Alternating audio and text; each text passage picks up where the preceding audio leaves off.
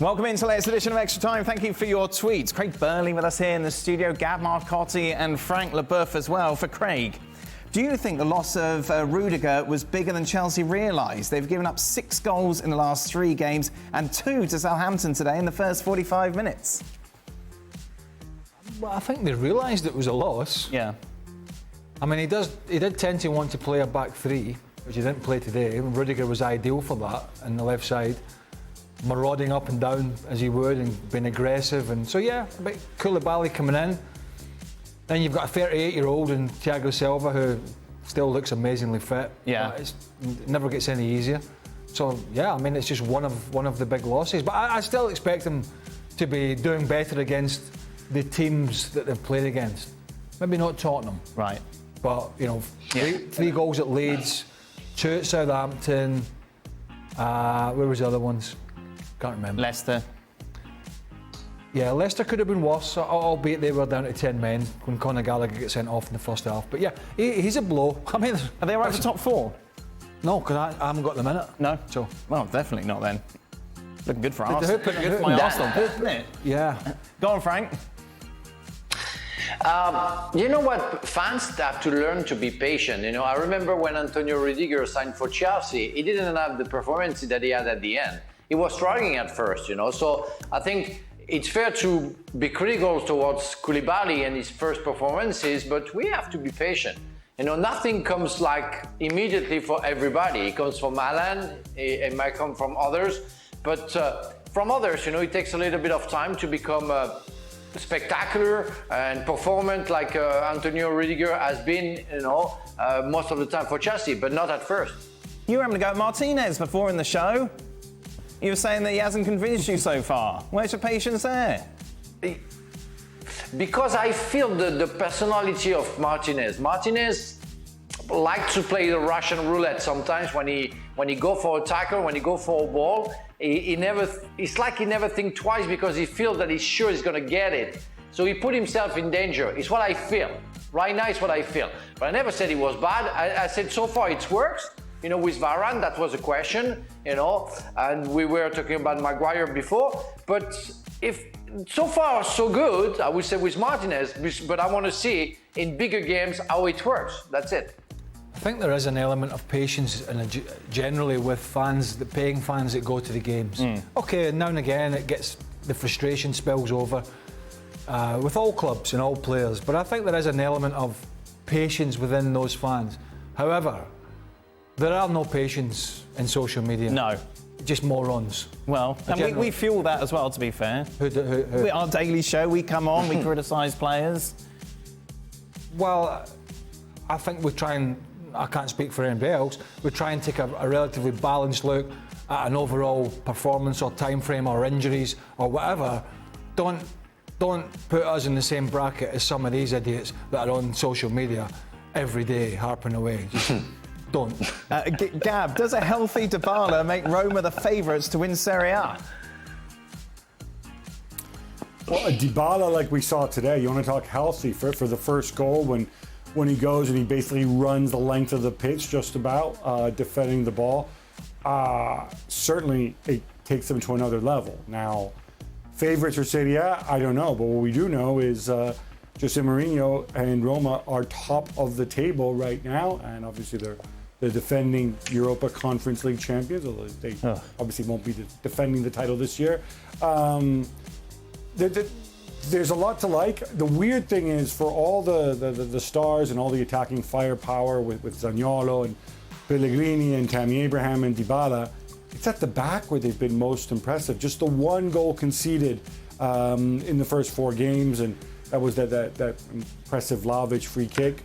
And, you know, that's what Mourinho, I think, has really gotten right thus far. If he can unlock the attacking potential, they can certainly challenge for the title, maybe even win it. Oh, give us a Dom percentage, Gab. Well, they're not my favorites, but I don't know. If in the summer I would have had them at maybe 5%, I think now I can bump it up to 20% maybe. Ooh, that's quite a bump. I was going to say 6. I know, I thought he was going to say 6. Wouldn't it be good though? No? What if he said 6? No, but I think, when, the demise of Mourinho, Right. I mean, it's a long, long way off. But it would be a heck of an achievement. Certainly would. Be the greatest of his career, but he would tell you that. Well, probably. Finishing second with United, though, isn't it? Hi, Frank and Craig. Is Everton's Gordon worth the price tag that he's currently valued at? I do not see it, but maybe you as former players do. I don't know. They were about $4, Right. 16 for 4, and I could probably get, if they were in the Premier League, they'd probably be about, I don't know, $1,000. Yeah. Well, Scotty Parker's cardigan was 1,600, wasn't it? Was it? Yeah. What, did the shop have big windows? Who told you it was 1,600? Someone sent it to me. Wow. Apparently. Really? Yeah, you know one of the 3 stripes there? Yeah, I bought one with 2. They got it cheaper. Look, the answer to the question is, the valuations are just crazy. It's a bit like Anthony to Man United. You have to accept that it is what it is. I mean, Grealish hasn't exactly worked. Lukaku was huge money, it hasn't worked. You could say the fee for Fofana. Gibbs White to Nottingham Forest with all the add-ons is an awful lot of money, not that much. Who is worth the money now? Is he any good?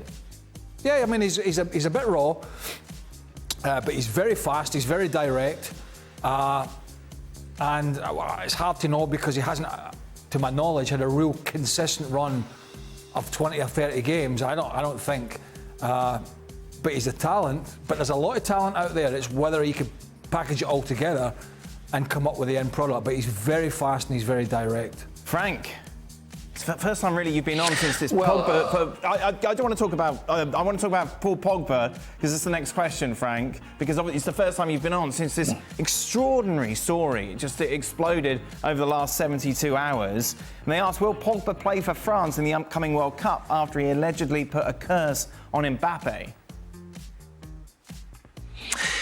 Well, in fact, we go back to the problem that Didier Deschamps had with Benzema, with the tape problem, and that he had to put Benzema out, until he knew better. And if there is some allegation about Pogba putting a curse on Mbappe, he will have to do the same. He has no choice but putting Pogba out. Right now, it's not really a problem, because Pogba is injured. So far, it's like that. But yeah, you wanted to say something? You couldn't make this up, could you? I mean, you couldn't make this up, Frank. This is obviously these things are alleged at the moment. But I've never. You said at a press conference, you say, and so Didier, why have you omitted Paul Pogba from this very important World Cup? Well, he put a curse on one of the players. I mean, you couldn't make allegedly. You just couldn't make this stuff up. The story is nuts. Absolutely nuts. Gab. Frank, I don't know if we can put on the same level somebody getting involved with bad guys who are blackmailing Mathieu Valbuena over a sex tape, which is real, right?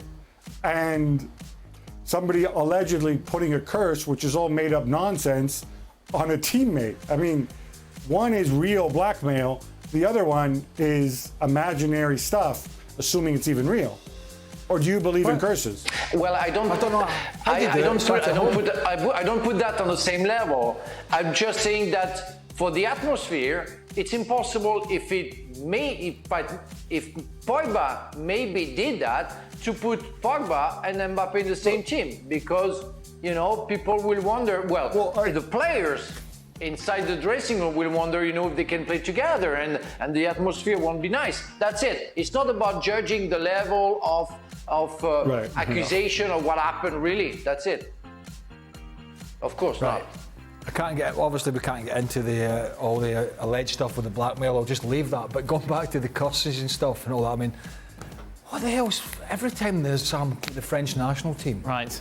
I mean, we had the players didn't like that player, and then the parents in the stands at the games having a bit of a bickering. I don't know if they were fighting physically, but they were certainly having words. Now we have this. I mean, it's quite. I mean, this stuff's just nonsense, isn't it? Yeah, it's pretty sad, really. I mean, the blackmail stuff, that is a different ball game altogether, and that will have to be sorted out. But the I mean, Didi the shop must be sitting there going, oh my God. I know, exactly. Can't we just get on with it? Final question. We go from that to this. Frank, your thoughts on me wearing shorts at a restaurant and Gab also wearing shorts on the podcast? Well, I told you, and I put that on the Instagram, you know, where I said that, no, I don't understand your wife, you know, that's the real mystery, that she can stay with you for so long, you know. Well, that's not just the behaving shorts. Properly. That's what I mean too, because I know the generalisation. personality of the guy. But the shorts it's like he's doing it on purpose, since I said that the shorts shouldn't be worn, you know, in the restaurant. I think he does it on purpose to upset me. It's like next time he's going to be in shorts and he's going to be eating pizzas with apple pie on it. You've been to my house, Frank. You know how close it was. Say a 10-minute walk to town, 10-minute walk to the restaurant. So it's hot at the moment. It's 90 degrees here at the moment. Summer. So shorts is surely the fashion that has to be chosen to keep you cool, and I also look good in them as well, so that's not a problem either. You don't look good. Look, beautiful. Well, you think you look good? No, the thing is not that. You're going to a restaurant.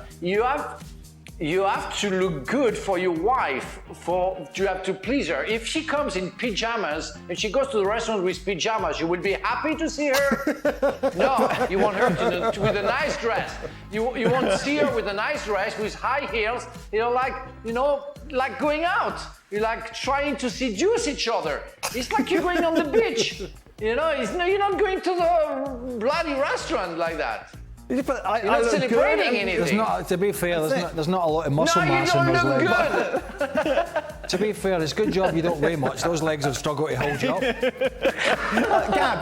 Gab, you have an opinion on everything. Where do you stand on shorts and restaurants? I think unless you're in a seaside location, or maybe like, you know, the pool bar, or like the grill when you just finished playing tennis or something. But unless you're in a resort context in the evening, I don't think it's appropriate to wear shorts to a restaurant. It is, however, appropriate to wear shorts in the summer on a podcast with Jules. And you know, it is my way of looking good for my adoring fans. Double standards. Who demand double standards. That is it. So if you go to Dubai, Where do you stand on shorts? where they stand on shorts, Yeah. Would you wear them to a I restaurant? have done recently. Yeah, there you go. In my local town. There you go. 8 o'clock at night. It was about 90 degrees. Yes, exactly. If you're in Dubai, just to throw it out there, it's Yeah. a very hot place this time of year. Yeah. Frank, if you were in Dubai, We played there, didn't he? he played in Qatar. Yeah, in Qatar. Dubai and Qatar. It's not the same thing. No, but it's still that's hot. just a, It's that's still very just hot, isn't it? That's a generalisation. No, but it's still, it's the same place. Still very hot places, is my point. And it's 100 degrees, boiling. Would you wear your denims or trousers to go to a restaurant at night if everybody else was wearing shorts? No, I wouldn't, because it's not my type of education. I go for lunch, I do that, and I will wear, you know, presentable, how do you say, shoes, and I will wear, I think, a polo like that. I don't care what you wear in I would do so, but I will never. I don't want to feel comfortable going to a restaurant at night, even under 100 degrees, in a nice restaurant with shorts. It's not part of my education. It doesn't. I think. I wore my slides. Even Italians and French would say that's an insult of seduction.